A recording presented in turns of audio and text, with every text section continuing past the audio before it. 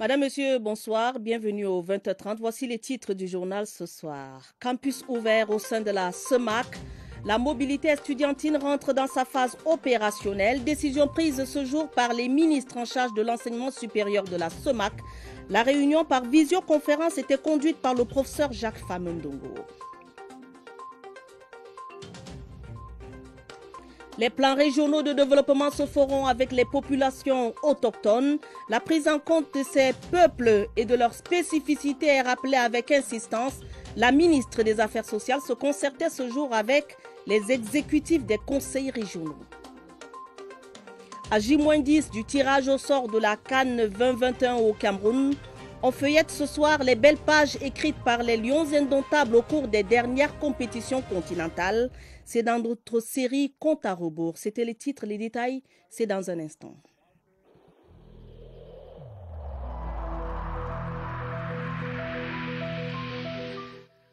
Je vous exhorte de nouveau à porter vos masques, à vous laver régulièrement les mains et à faire appel à un médecin ou à tout autre personnel de santé au cas où des symptômes apparaissent.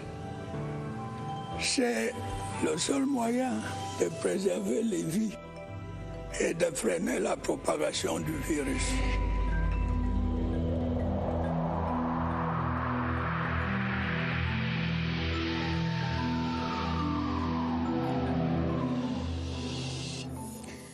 Madame, Monsieur, merci de nous recevoir chez vous. Pour un territoire universitaire unique, les ministres de l'enseignement supérieur des pays de la Communauté économique et monétaire de l'Afrique centrale ont adopté la transférabilité des crédits et l'unification des curricula universitaires de la zone CEMAC.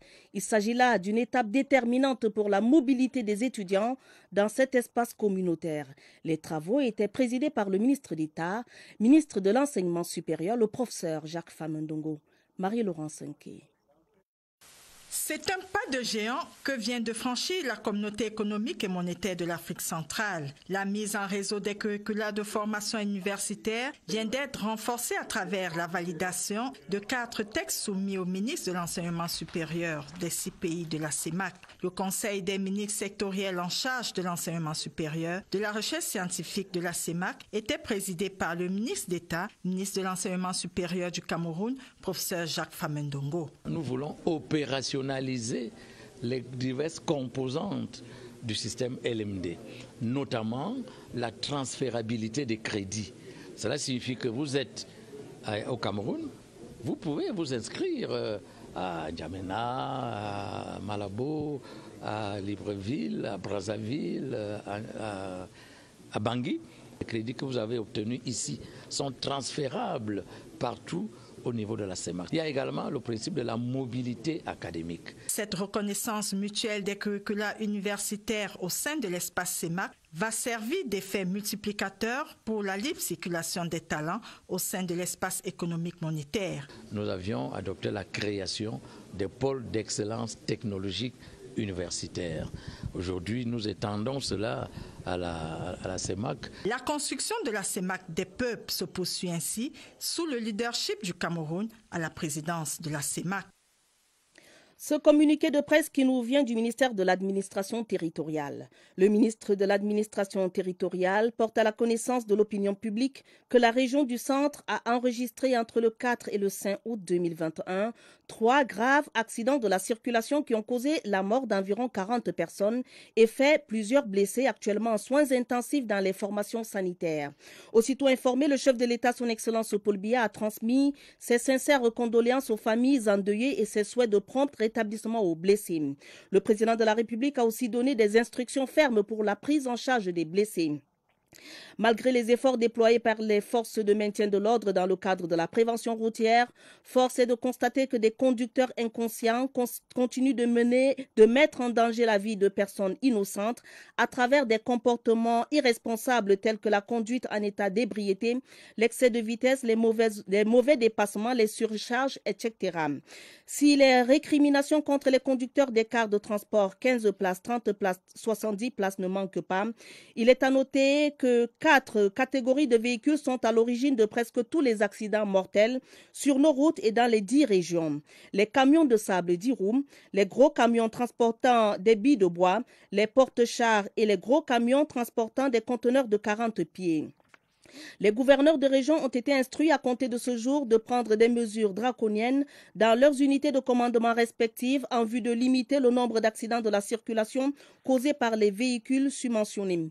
D'ores et déjà, une réflexion est menée pour aboutir à des sanctions plus contraignantes contre les contrevenants, propriétaires et conducteurs de véhicules qui mettent en danger la vie de nos populations au départ de chaque voyage au lieu de les conduire à leur destination. Les sanctions envisagées vont désormais toucher les conducteurs irresponsables ainsi que les propriétaires de véhicules impliqués. Les gouverneurs de région sont invités une fois de plus à sensibiliser les conducteurs des gros porteurs et les propriétaires des agences de voyage sur la nécessité d'utiliser les aires de repos créées par l'État pour diminuer l'état de fatigue des conducteurs, l'une des causes des accidents mortels de la circulation. Les contrevenants feront désormais face à la rigueur de la loi. Fait à Yaoundé ce 6 août 2021, signé du ministre de l'Administration territoriale, Paula Tangandji. La 27e édition de la Journée internationale des peuples autochtones se prépare activement au calendrier de la semaine de réflexion consacrée à ces peuples, la tenue ce jour d'une concertation entre la ministre des Affaires sociales et des présidents de conseils régionaux. Le but, la prise en compte des spécificités de ces peuples autochtones dans l'élaboration des plans régionaux de développement. Daniel Menanga. De leur spécificité, le meilleur du développement local peut être tiré au Cameroun, à condition de donner plus de considération aux populations autochtones. Le plaidoyer en mode décentralisation. On n'a pas pensé qu'on aurait tous les 10 présidents des conseils régionaux. Nous les avons eus et la concertation a été au finish très satisfaisante. Nous avons vu leur engagement, n'est-ce pas, à mettre en œuvre les missions qui leur ont été confiées par la. Cette concertation vient à point nommé parce que ça permet, n'est-ce pas, d'intégrer ces besoins spécifiques dans ces plans régionaux. Les départements ministériels fonciers, urbanisme, habitat, décentralisation et les organismes partenaires au développement des communes déroulent les avancées en 27 années. Le président du conseil régional de la Damawa exprime le besoin de la multiplication des centres d'établissement des actes de naissance. Les peuples de la forêt regrettent ne pas avoir voix au conseil régional. La rencontre a permis de consigner les manquements dans le registre des progrès de la prise en compte des peuples Baka, Bakola, Bagieli, Bedzang et Mbororo. La suite du journal pour dire que la communauté urbaine de Yaoundé compte sur son excédent budgétaire de l'ordre de 5 milliards de francs CFA, dévoilé ce vendredi à Yaoundé par le maire de la ville pour contribuer au succès de la CAN 2021 au Cameroun. Luc Atangana Messi présidait la session ordinaire du conseil de la communauté consacrée à l'examen et à l'adoption des comptes. Augustin Guizana nous en dit davantage. C'est à l'unanimité que les conseillers de la communauté urbaine ont adopté les comptes administratifs et de gestion pour l'exercice 2020. En dépit de la pandémie à coronavirus, le taux d'exécution du budget prévisionnel est de l'ordre de 58%. L'exécutif a commencé l'année avec un budget de plus de 35 milliards de francs CFA. 20 milliards 861 125 906 francs CFA de recettes recouvrées. Les dépenses se chiffrent à 14 milliards. À l'heure des comptes, on note un excédent de plus de 5 milliards de francs CFA, ce qui a permis au maire de la ville de soumettre au conseil un ensemble de projets d'infrastructures sociales de base à réaliser au cours des 6 prochains mois. Il s'agit notamment de la première phase du projet d'installation d'un réseau d'éclairage public par lampadaires solaires interconnectés, la construction des fontaines dans certains carrefours de la ville de Yaoundé avec système de jet d'eau lumineux. Le contexte étant marqué par la préparation de la Coupe d'Afrique des Nations. Présent à cette session du Conseil, le représentant de l'État, le préfet de Mfundi, a exhorté les conseillers à se pencher également sur le désordre urbain et d'avoir une convergence de vues pour une ville de Yaoundé où il fait bon vivre. Les lauréats camerounais du concours Erasmus+, un programme de la Commission de l'Union européenne, étaient à l'honneur cet après-midi à la résidence de l'ambassadeur, chef de la délégation de l'Union européenne. Après leur présentation au public, les vainqueurs du quiz organisé lors de la Journée de l'Europe ont reçu des encouragements, cérémonie à laquelle ont pris part des membres du corps diplomatique et des représentants des administrations en charge de l'éducation et de la formation professionnelle. Alvin Giselze. Ce sont des têtes pleines et bien faites. Ces 11 jeunes universitaires se sont distingués par leurs travaux de recherche lors du concours Erasmus+. Ils vont parfaire leur formation à l'étranger. J'ai pris acte de l'appel à contribution sur Internet et par la suite je suis entré en contact avec l'université coordinatrice qui est l'université de Toulouse et ils m'ont envoyé les modalités de constitution du dossier. J'ai été sélectionné pour participer au programme Master Erasmus Mundus Philosophie.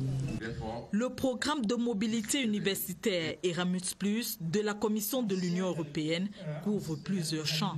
Les bourses d'études touchent tous les domaines, les sciences humaines, le droit. L'Union européenne elle-même a des priorités stratégiques ces jours-ci qui sont la transformation verte. Des lauriers également pour une dizaine de jeunes lauréats du quiz organisé à l'occasion de la Journée de l'Europe. Ils ont reçu des bons d'achat de livres de leur choix dans une maison d'édition de la place. Un véritable envol pour ces jeunes universitaires.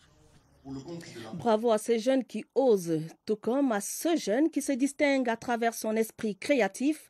Yannick Edouard Mekongo innove dans le domaine de l'intelligence artificielle. À 24 ans seulement, il a conçu une technologie capable d'aider l'homme à effectuer certaines activités. C'est l'instant TIC, notre page spéciale du vendredi, avec Irène Dianafouda.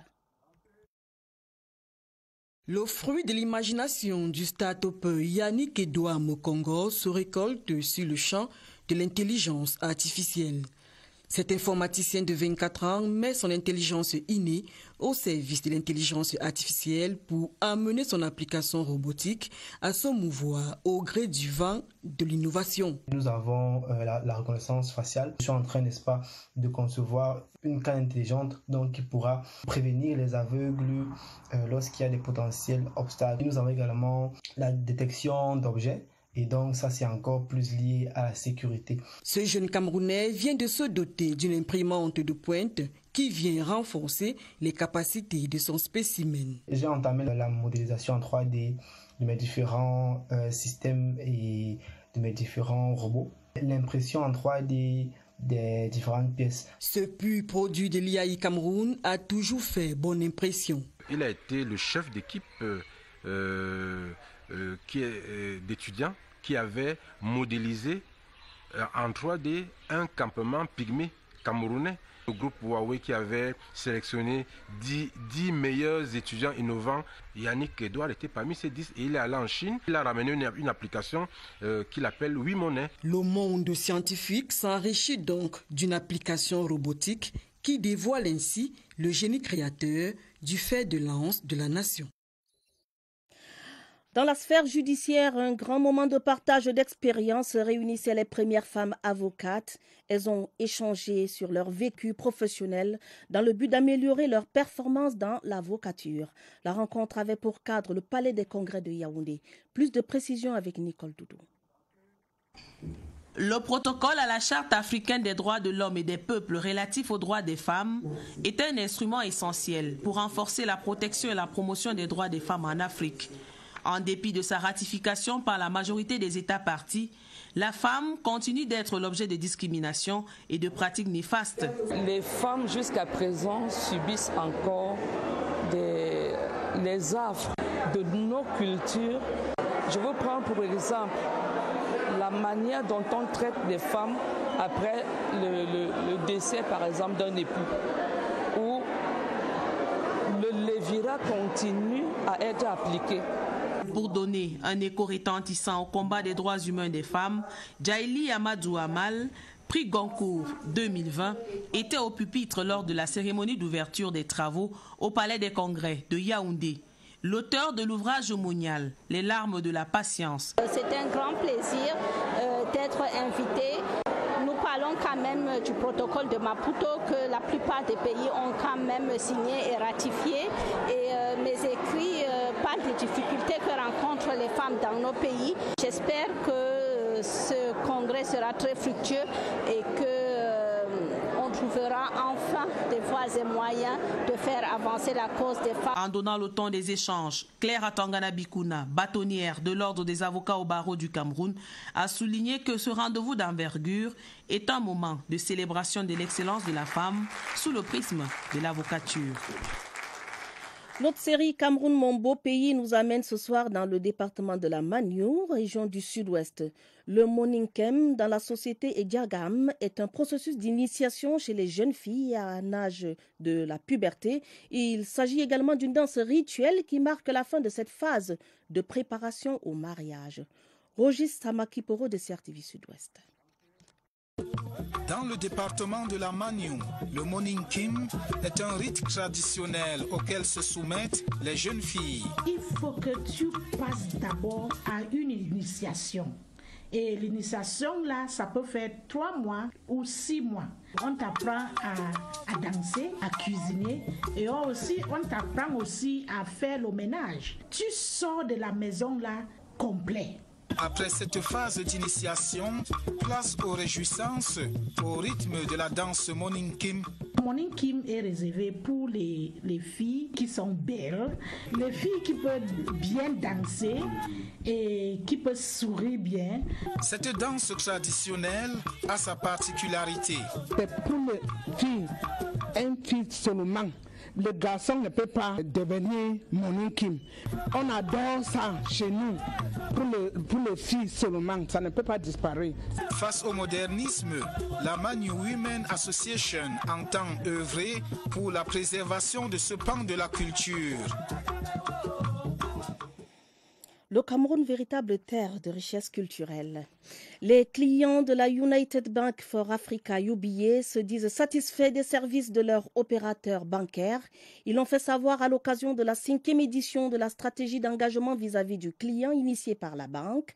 Ebenezer Essouka, le président du conseil d'administration de UBA Cameroun, en compagnie de ses collaborateurs, a effectué une descente dans les différentes agences de la ville de Douala. Voici le reportage de Patricia Loulouga de CRTV Littoral. Le client est roi, a-t-on coutume de dire. La United Bank of Africa, UBA, développe donc depuis 5 ans une stratégie qui met au premier plan le client. Le président du conseil d'administration de UBA Cameroun et ses collaborateurs viennent d'effectuer le tour de quelques agences de la ville de Douala pour recueillir personnellement les suggestions de la clientèle.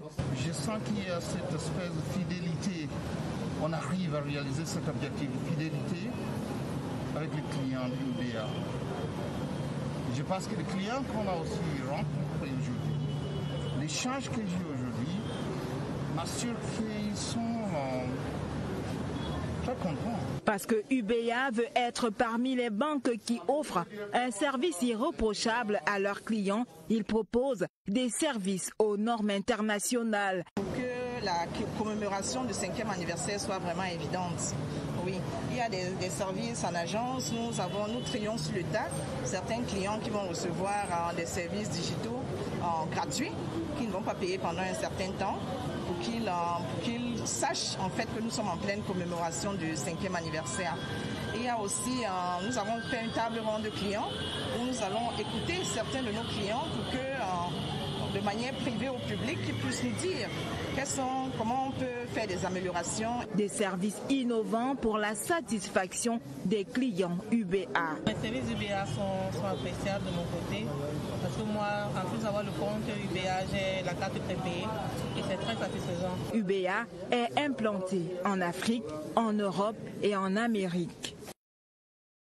En politique, renouvellement des bureaux des organes de base du RDPC, l'opération démarre demain sur l'étendue du territoire national.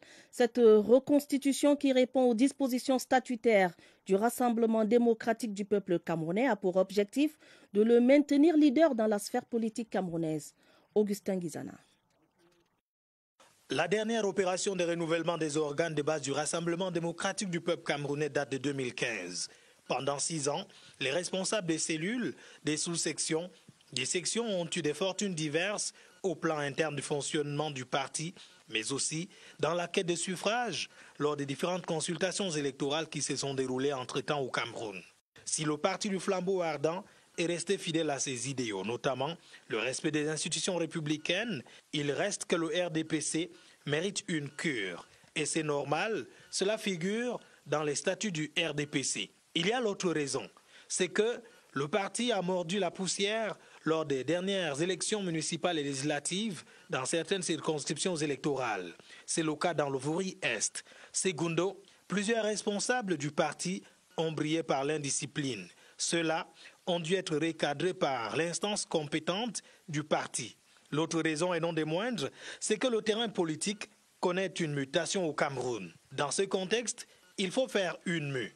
Le secrétaire général du comité central du Rassemblement démocratique du peuple camerounais, Jean Kouété, en présidant l'ultime réunion, en prélude à l'opération de renouvellement des organes de base du RDPC, l'a fort opportunément rappelé.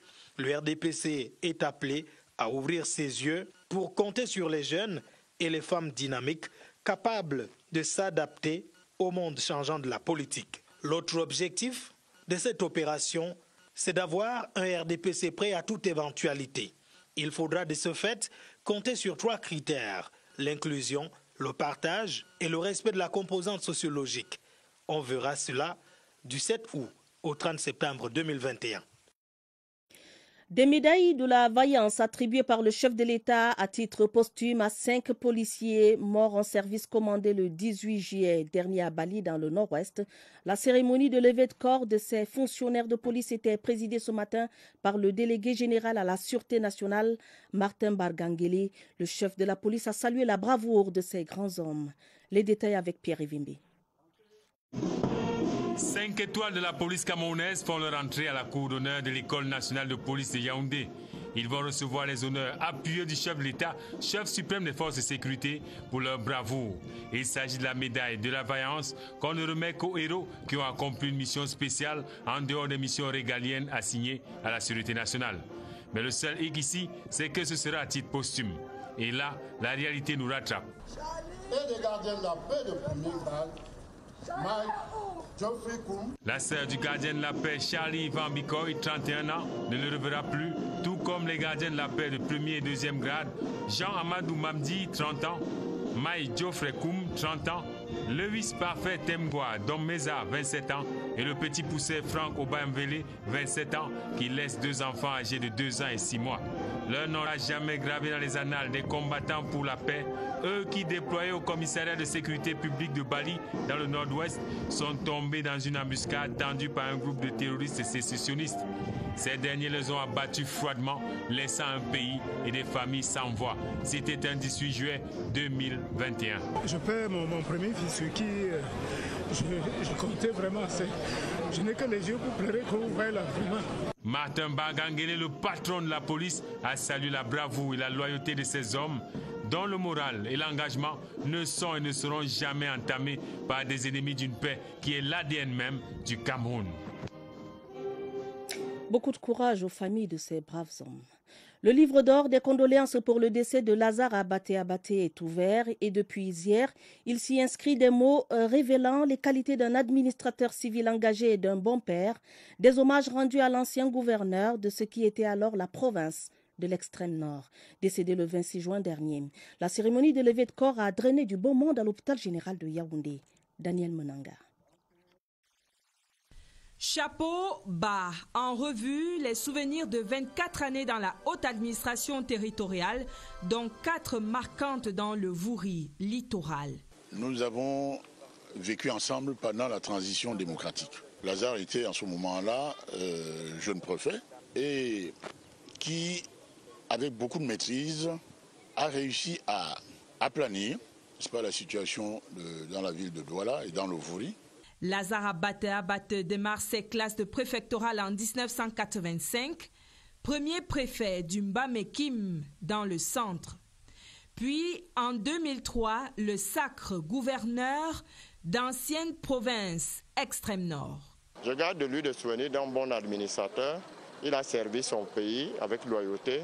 2009, fin de carrière dans l'administration publique. Excellence, comme l'appelaient ses enfants, se consacre à la conservation de l'héritage familial. C'était un homme très attachant et parfois ne faisait pas de cadeaux parce qu'il voulait le bien de ses enfants. Depuis le 26 juin 2021, ce sont 67 années de vie qui se racontent. Épilogue, le dernier voyage pour Ngomnan dans le Oignon, région de l'Est.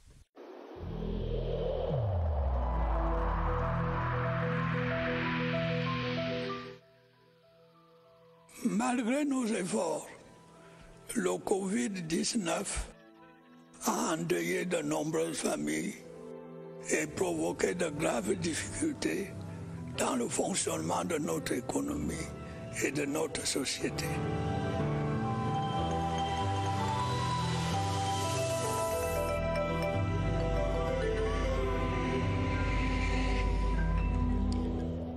La riposte anti-Covid-19 au Cameroun avec cette préoccupation ce soir au centre de l'échange entre Évariste Yenga et son invité le docteur André Andior.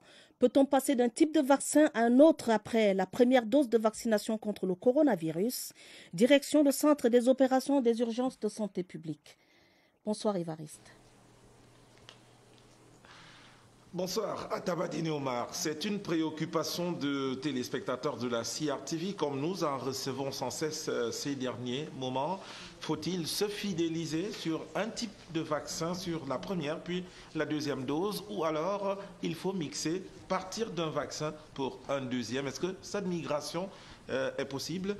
Question ce soir au docteur Andreas Njor, secrétaire permanent adjoint du programme élargi de vaccination. Docteur, bonsoir. Bonsoir Évariste. Alors qu'est-ce qui est recommandé? Faut-il se fidéliser sur un type de vaccin, sur les deux doses, ou alors on peut partir d'un vaccin à un autre? Ok, merci déjà Évariste. Ce qu'il faut noter, c'est que le programme national prévoit que quand quelqu'un a pris la première dose avec un vaccin, il faut respecter pour la seconde dose. Donc déjà, si quelqu'un a pris Sinopharm en première dose, la deuxième dose, c'est avec Sinopharm. AstraZeneca, ça sera la même chose avec la deuxième dose. Mais pour Johnson & Johnson, comme c'est une seule dose, quelqu'un peut prendre juste une dose et ça suffit. Alors, est-ce qu'il y a un risque si l'on passe d'un vaccin à un autre? Pour le moment, le programme national est en train de travailler sur ça dans notre contexte. Mais déjà, il faut noter que dans certains pays où ils ont mélangé, on a quand même eu plus de cas des effets indésirables notés par ces personnes qui ont mélangé les doses. Donc pour le moment, on attend si jamais notre programme va modifier, étant donné les données qui sont recueillies au jour le jour dans le programme de vaccination. On vous comprend bien, c'est une attitude de prudence donc des autorités sanitaires. Il est préférable de se fidéliser à un seul type de vaccin. S'il s'agit de Sinopharm, qu'on en reste là, qu'il s'agit d'AstraZeneca, pareil également. Mais pour ce qui est de Johnson & Johnson, c'est une seule dose. Merci Évariste Yenga, on a compris, il faut éviter les mélanges. La Société de presse et d'édition du Cameroun promet un soutien et un accompagnement certain à la section camerounaise de l'Union de la presse francophone, UPF, dans la mise en œuvre de son plan d'action. Un engagement et des assurances de Madame le directeur général de la SOPECA, Marie-Claire Nana, qui recevait en audience Evelyne Ouona-Essomba et son équipe. Le compte rendu de Mohamed Nana. C'était un engagement de campagne. C'est désormais l'une des premières actions de ce début de mandat. Enrichir le carnet d'adresses de l'Union de la presse francophone. Et c'est à la Société de presse et d'édition du Cameroun qu'Evelyne Ouona-Essomba est allée imprimer au cours d'une audience les projets et les attentes de l'UPF section Cameroun. La SOPECA est l'une des entreprises fortes dans le secteur de la presse. Nous sommes sûrs qu'avec elle comme rempart, nous avons le devoir et l'obligation d'être l'association professionnelle et crédible que nous prétendons être. Dans cette opération de charme, la présidente s'est entourée de ses plus proches collaborateurs. Au terme d'une heure d'audience, le directeur général de la SOPECAM est conquis. Dans une autre vie, j'ai été membre de l'UPF déjà. C'est une association que je regarde avec beaucoup de sympathie. Et je sais qu'elles sont tout à fait, ces personnes, à la mesure des défis importants qui se posent à toute association professionnelle de journalistes. travailler à l'édification d'une presse crédible à travers la formation des membres, l'un des chantiers du nouveau bureau UPF Cameroun. Ce communiqué qui nous vient du Conseil national de la communication, le président du Conseil national de la communication porte à la connaissance des professionnels des médias et de l'opinion publique que certaines sanctions prises le 6 juillet 2021 à l'issue de la 28e session extraordinaire de cette instance autonome de régulation sont arrivées à terme ce jour. À cet effet, les nommés Sismondi Barlev Bichoka et Steve Jocelyn Goss, respectivement directeurs de publication de la station de radiodiffusion sonore dénommée RIS Radio et journalistes en service à la chaîne de télévision dénommée DBS TV, sont à nouveau autorisés à exercer la profession de journaliste au Cameroun. Le président du Conseil national de la communication appelle toutefois leur attention et celle de l'ensemble des professionnels des médias sur la nécessité du respect des règles éthiques et déontologiques dans le traitement des informations destinées à l'attention du grand public. Un art de table, la gastronomie au menu de l'agenda culturel du week-end, la cuisine en apprentissage au cœur des activités de vacances à Douala et puis à Yaoundé, de la musique avec Dinabel alias Mbazor et l'ivoirien Serge Beno en séjour au Cameroun. L'agenda culturel du week-end est déroulé par Laetitia Ounana.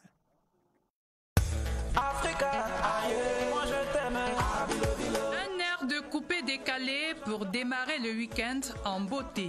Le musicien ivoirien Serge Beno fait son malheur. Cameroun serait déjà détenteur de 7 trophées s'il n'avait pas perdu les éditions de 1986 et 2008 contre son rival historique, l'Égypte. Mais les Lions indomptables ont aussi gravé leur nom dans les annales de la CAN par des distinctions individuelles. Samuel Eto'o, le meilleur buteur avec 18 buts, et Rigobertson, le record des apparitions, 36 matchs. Le Cameroun est une référence à la CAN. Et ces moments de bonheur sont à remettre à la CAN 2021 au Cameroun. Dans la fiche sportive du week-end, match de demi-finale, retour de la Coupe du Cameroun de handball ce samedi. En football, le champion de la Super League locale sera connu dimanche au terme de la 22e journée de la compétition. Les détails avec Joseph Guetamandeng. Après plusieurs semaines d'interruption, le championnat de football professionnel 2e division reprend du service ce samedi à travers les stades du territoire. Toujours en football collectif, la Guinness Super League, le championnat de football féminin, connaîtra le club champion de la saison en cours ce dimanche à l'issue des rencontres Louvre-Minprof contre Caïman et Amazon FAP contre Awa Football Filles. Ce sera entre Awa, premier au classement général avec 53 points, et Louvre-Minprof, deuxième avec 51 points. En handball, les finalistes de la Coupe du Cameroun seront connus ce samedi au terme des demi-finales retour au gymnase de l'Omnisport. En dames, FAP affronte Founds et Dynamique sera face à TKC. En monsieur, 2 confrontations aussi, You contre FAP et Founds contre Amazon FAP. La Fédération camerounaise de handball mettra fin à sa saison sportive après les matchs de finale dans les 2 catégories. La fin du 20h30, une édition préparée avec la collaboration de Erin Ngondele, Diana Eyango et Muriel Nanga, stagiaires. Vous aurez d'autres informations à minuit en compagnie de Joseph Guetamandeng et de Clarence Sengue. Madame, Messieurs, votre fidélité nous honore. Prenez soin de vous, prenez soin de vos familles. Bonne soirée à tous.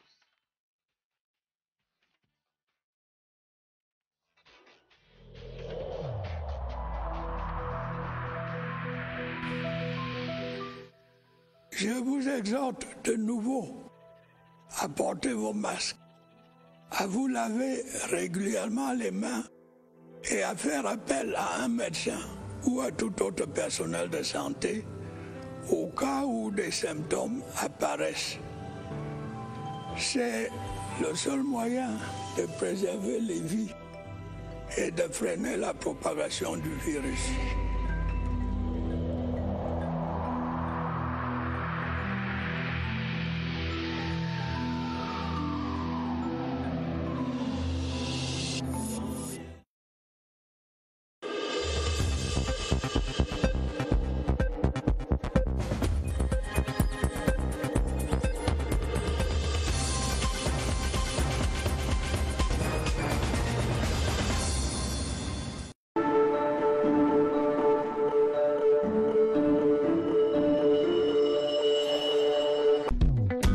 Ash to rock the holidays. Until 25th August, subscribe to the heavyweight bonus at Ash 111 *0 Ash and win all 10,000 francs to spend on unforgettable